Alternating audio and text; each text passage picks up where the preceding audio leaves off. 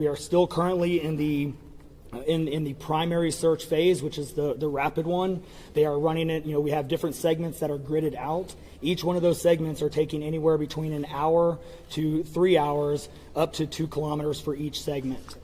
So what that means is they're running into a lot of technical challenges with terrain, with water, even potentially, with weather, in the rising fields. We've talked about this before. Volunteers stay out of the way, because if we start getting weather reports and all the other complications that are out there, we then have to pull off of those search and rescue missions to be able to communicate to those volunteers to get off, to make sure that they don't become victims themselves.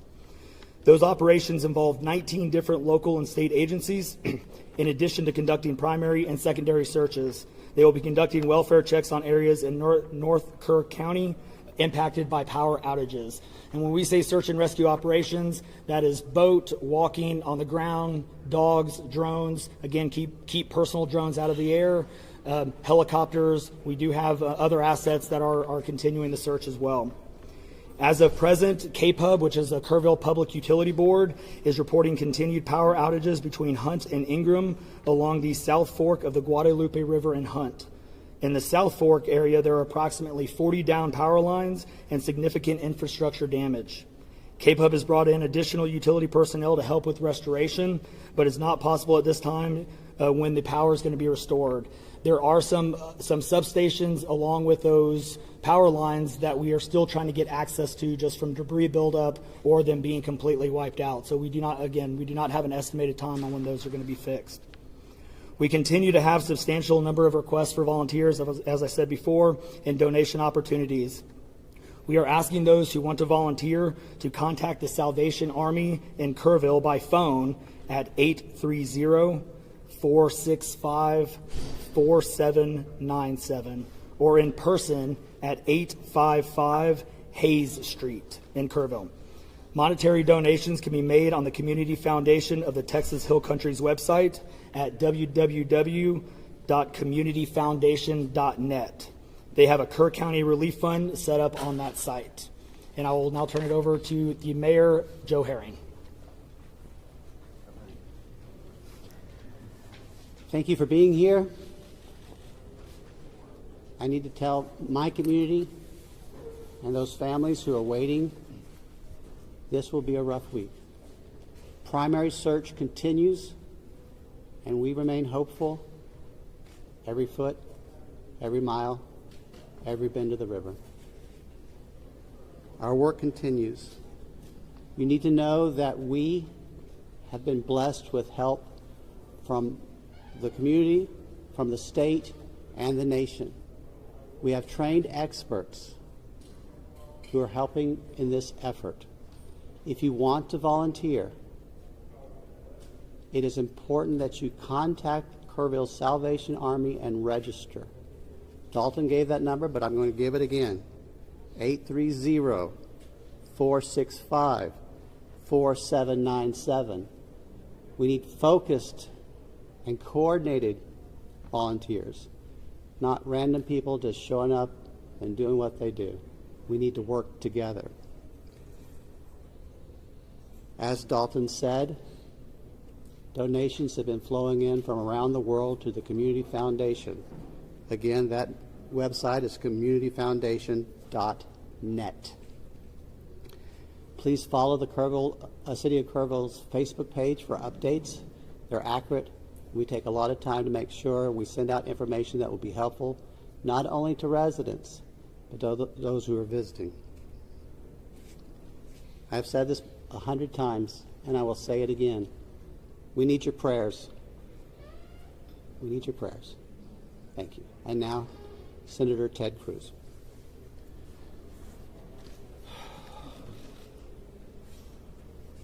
Texas is grieving right now. The pain, the shock of what has transpired these last few days has broken the heart of our state. As of yesterday, the confirmed death toll was 82, and those numbers are continuing to go up. The children, the little girls who were lost at Camp Mystic, that's every parent's nightmare. every mom and dad. Last week, we were picking up our daughter from camp here in Hunt. Our girls have gone to camp here for a decade. The Hill Country is an incredible part of Texas, part of the country. The natural beauty here is incredible. The camps that have raised generations of little girls and little boys and instilled character and love and faith are extraordinary institutions.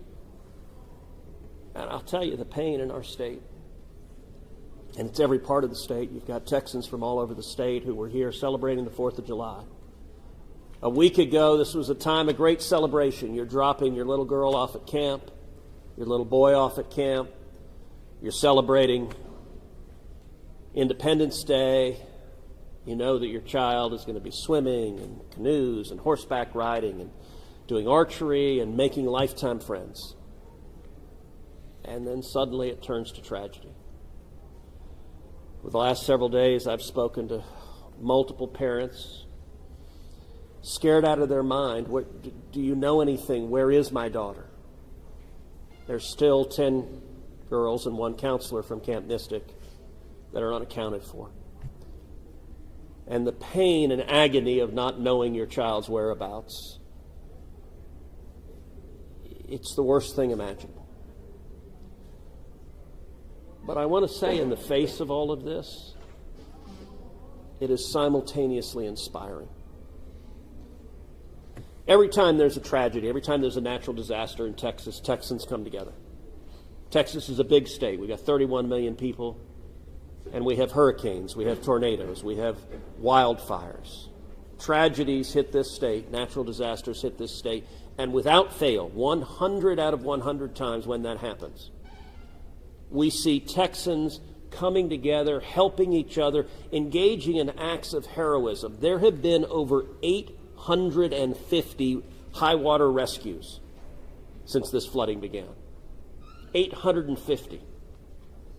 You look at extraordinary stories of Eagle Scouts pulling campers out of harm's way. I was just hearing a story of one counselor whose head was right at the water holding up 2 mattresses with campers on those mattresses. That kind of courage, that kind of selflessness. And then there are the first responders. The local first responders, I want to thank every one of the first responders at the local level, at the city level, at the county level, at the state level, at the federal level. In the first few hours of this flood, I was on the phone with Governor Abbott. I was on the phone with Lieutenant Governor Dan Patrick. I was on the phone with Nim Kidd, the head of the Texas Department of Emergency Management. And then I called President Trump. I called President Trump. He was having dinner at the time. It was still early in what was transpiring. And I wanted him to know, I said, Mr. President, everything we're hearing right now, this appears to be bad, really bad. There may be a very significant loss of life unfolding right now in Texas. And I will tell you, the President said, Ted, anything Texas needs, the answer is yes. Whatever assets you need, whatever resources you need, yes, let us know, and we will provide everything. Within hours, we had helicopters, over a dozen helicopters in the air. National Guard, DPS, game wardens, Coast Guard, doing search and rescue, reaching down. We've all seen the videos of little girls being pulled up, hoisted out of harm's way. Incredible courage and heroism. Search and rescue is the first stage. But the process of coming together and rebuilding is going to take longer. And I will say to all the grieving families, to all of those who've gotten the worst news imaginable, that your little girl, she's gone. I will say for many of us, those are friends and neighbors who've lost children. Got multiple kids who go to school with my girls.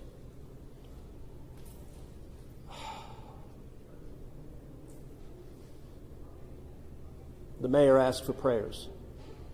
And I want to say thank you to the millions of Texans, to the millions of Americans, to the millions of people all over the world right now who are praying for Texas and praying for those parents.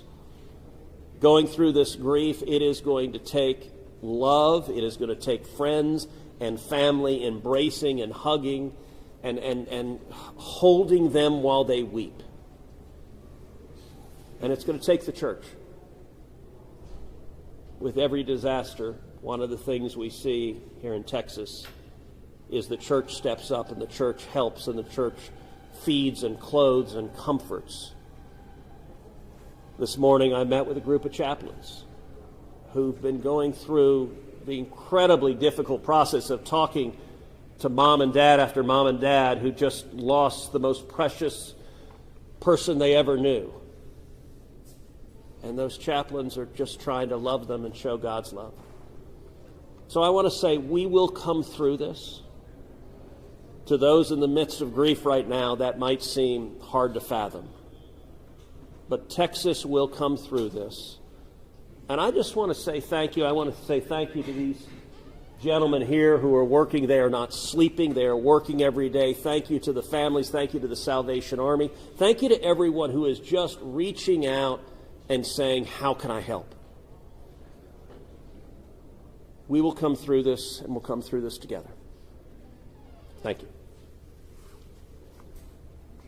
And now we'll take questions. Senator, you talked about how you know kids here and you've taken your own kids to camp. Was it ever communicated to you that there was a need, that it was a priority to have a warning system so people had a chance to escape something like this?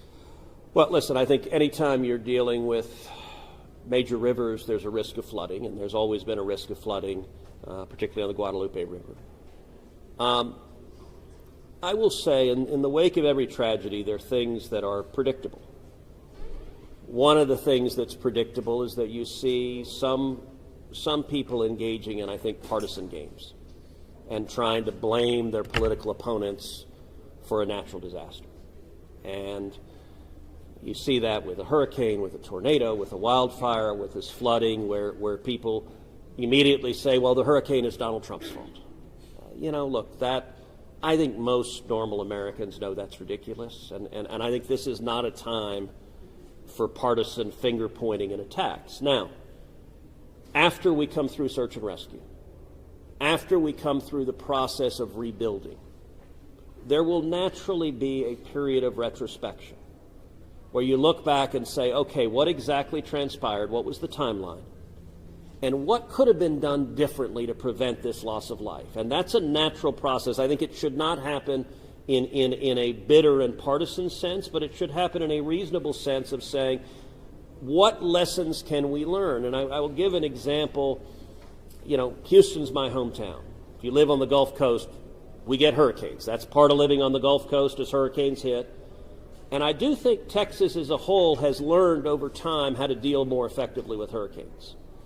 And so you look here, we know the National Weather Service put out an emergency warning just after 1 a.m. and a second emergency warning just after 4 a.m. Now, obviously, most people at 1 a.m. and 4 a.m. are asleep. And so I think we will have a reasonable conversation about, are there any ways to have earlier detection?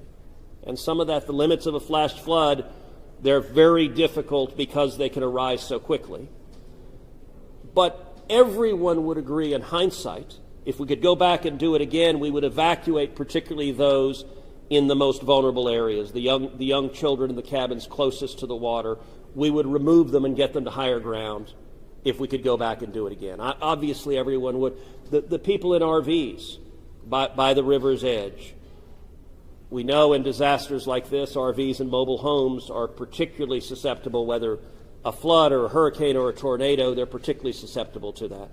And so my hope is, in time, we will learn some lessons to implement to next time, and there will be another flood, there will be another disaster. But next time there's a flood, I hope we have in place processes to remove especially the most vulnerable from harm's way. But I think that's going to be a process that will take a careful examination of what happened and how can we implement processes better in the future to prevent this same loss of life. Senator, there were claims that the National Weather Service sent that first flash flood warning that should have alerted phones at 1:14 in the morning. But we have a federal public database maintained by PBS Warn, that says the first emergency alert wirelessly here in this area to Kerr County was not until after 9 a.m. That was more than 4 hours after the severe flooding had come to this area. Did you know that? Have you seen that? And what's your response, knowing the state and cuts to the NWS in recent months by this administration? So I don't know the source for what you're saying. All of the public reporting I've seen is that there were 2 alerts that went out, one just after 1 a.m., one after 4 a.m. You know, I can tell you, I talked about the partisan finger pointing. I think there have been some eager to point at the National Weather Service and say cuts there led to a lack of warning. I think that's contradicted by the facts. And if you look at the facts in particular, number one, that these warnings went out hours before the flood became a true emergency level. But number two, the National Weather Service here, New Braunfels is where they were headquartered. They had additional manpower. In fact, they had 3 additional people working that night, anticipating that it was going to be a very dangerous weather situation. I also think it's worth noting that the National Weather Service Union, which has been very critical of the DOGE cuts, has publicly said that they don't believe that the reduction in staffing had any impact whatsoever on their ability to warn of this event. And so, look, I think it is reasonable over time to engage in a retrospective and say at every level what could have been done better, because all of us would want to prevent this horrific loss of life. But I think just immediately trying to use it for either side to attack their political opponents, I think that's cynical and not the right approach, particularly at a time when we're dealing with a crisis and we're dealing with grief.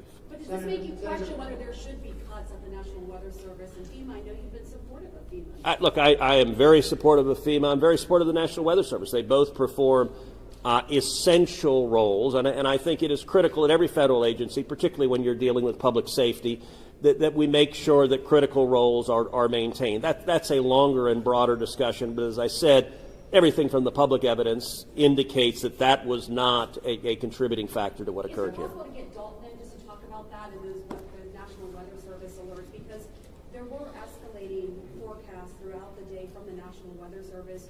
What did the emergency managers of the county and other local officials do with that information, starting at 1:15 and onward, where you had the dire river forecast at 6:30?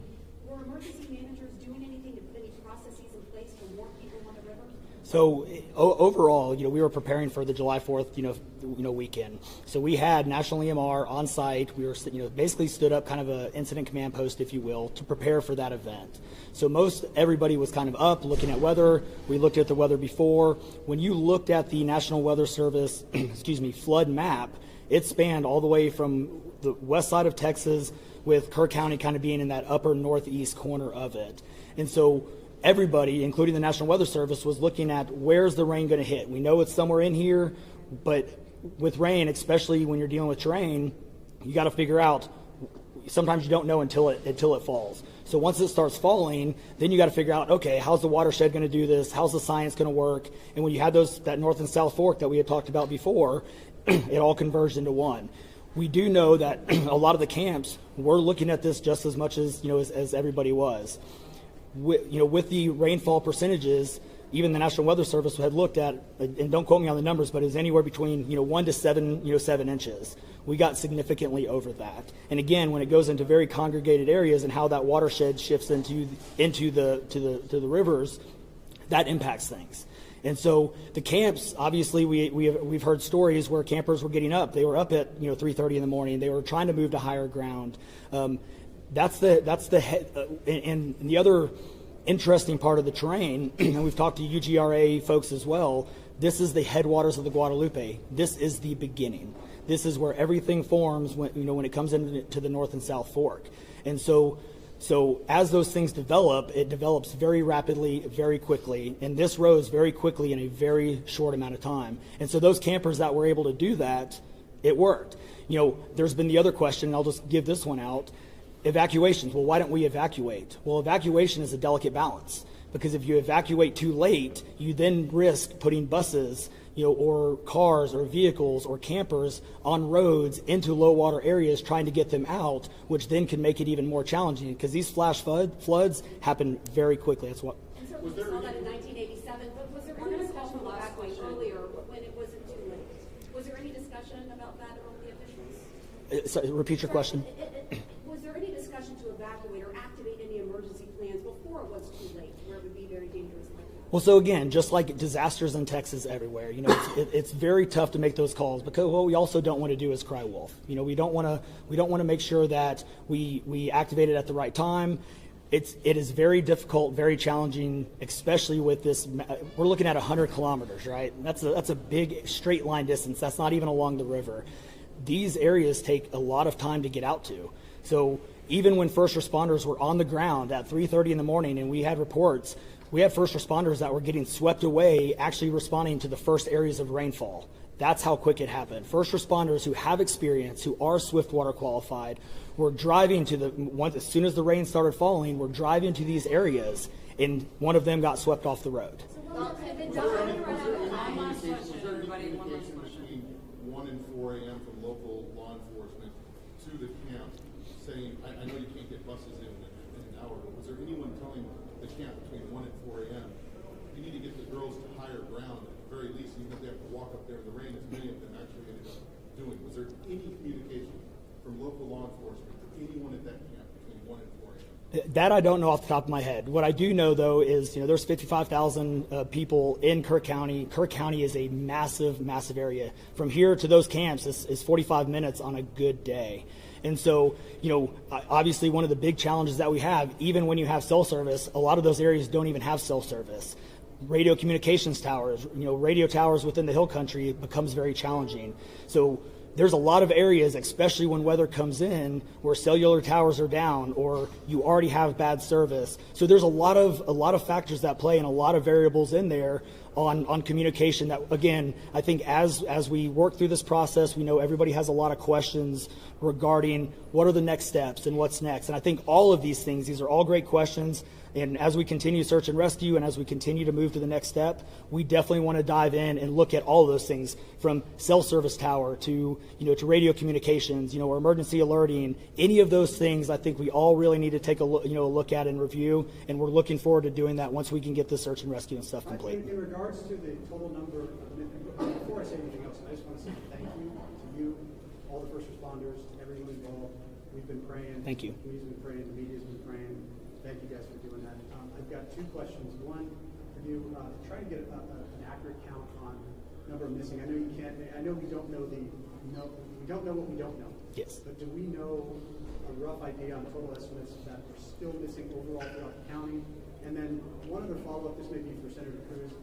A lot of speculations being made about this being somehow man involved with the weather modification, with some of the rainmaker technology, working with farmland. Do you think any of that, is there going to be any investigations into that, or can you communicate anything on that? Let me answer your first question. I'm definitely turning that second one over to him. So on the first question, with missing persons, so obviously we have the knowns, the can't miss it kids, which is the numbers coming down as the sheriff has stated, and then we have the unknowns. But we don't know what we don't know. We actually have a 5 hotline line. It fluctuates between 3 and 5, but we're working on it. We get calls 24 hours, 7 days a week. We haven't hit the weeks yet, but we're still taking in calls. We are collecting all that information. So we don't have a solid number that we're willing to talk about right now. We do know that it is a lot, because we also are getting a lot of fake calls. You're looking. This is a worldwide discussion, and we're dealing with scammers. Victims' families are being reached out to, saying that they have their kids pay me money.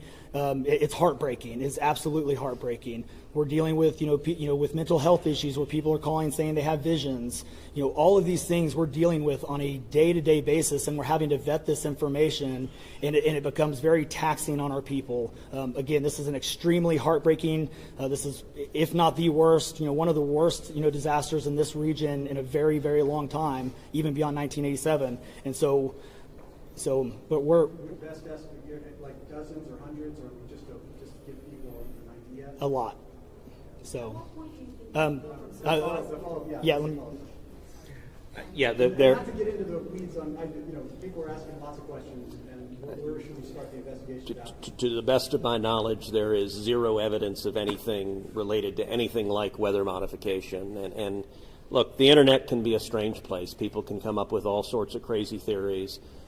What I know is a reality is that a whole lot of Texans are grieving right now.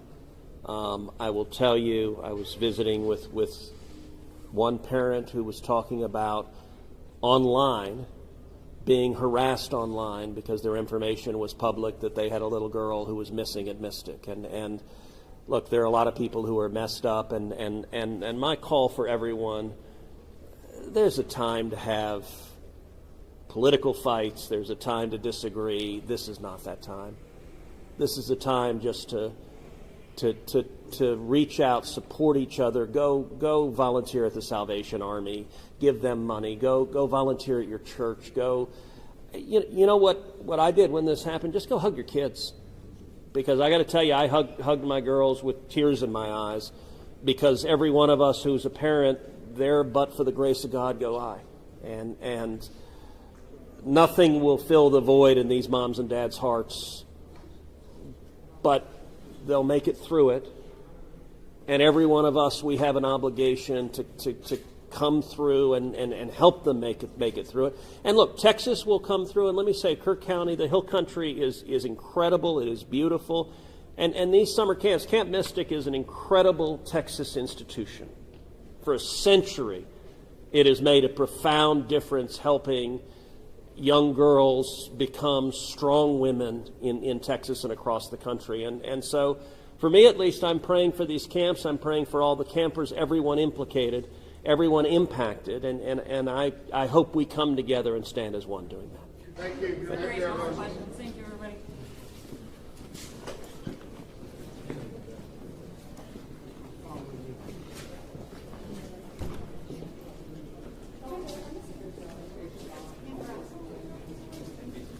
Well, good morning, folks. If you were not here earlier, I put out some housekeeping notes. I want to repeat that.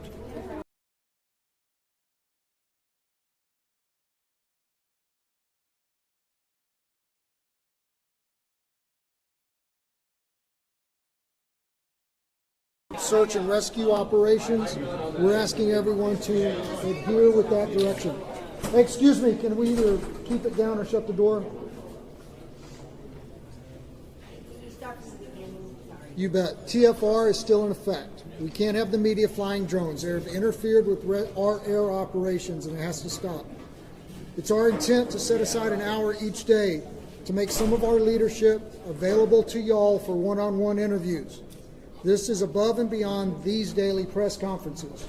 These interviews will be 3 to 5 minutes in length, and they're going to be held between 1 and 2 p.m. Obviously, we won't be able to accommodate all outlets each day. So if you're part of an affiliate, we ask that you coordinate with your colleagues from your network and submit one request, and then share that. You can request interviews by emailing our Joint Information Center at jic@kerrvilletx.gov. One more time, that's jic@kerrvilletx.gov, and I will repeat that again before we're done. Our unified PIO team will confirm your interview, your time, and who you're going to be able to interview at least 1 hour beforehand. You're welcome to request specific leadership, such as the sheriff or the city manager. However, given the fluid nature of response and the quantity of requests that we're expecting to get, we cannot 100% guarantee that you're going to be able to speak to the interviewee that you would like to. Footage. Our PIO team will be in the field today, and we're capturing images and B-roll of response and recovery efforts. As soon as it can be made available, a link will be emailed out from our JIC email address for you to download materials for your own use. Contact information. If you were here yesterday, we passed around a sign-in roster. If you signed in yesterday and provided us your contact information, you should be part of our media list, and you should have received a confirmation email last night. If you did not get that email, or if you were not on that list, you can be part of our media list by emailing us at jic@kerrvilletx.gov. One more time, jic@ KERRVILLETX.gov. I don't know the time of the next press conference. As soon as we have that information, we will push it out through our social media. Thank y'all.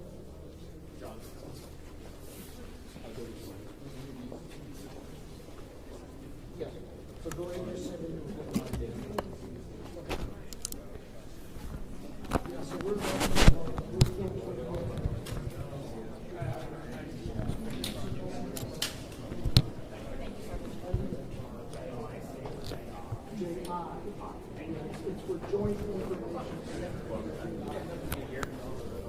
was going to ask him when the next meeting is.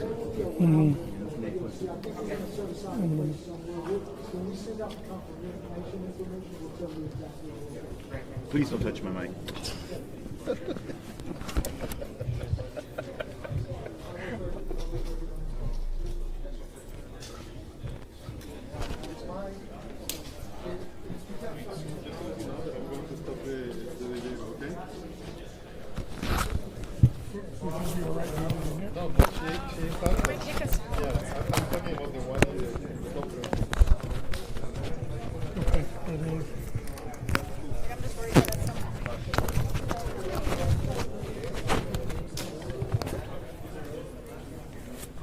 We'll have to go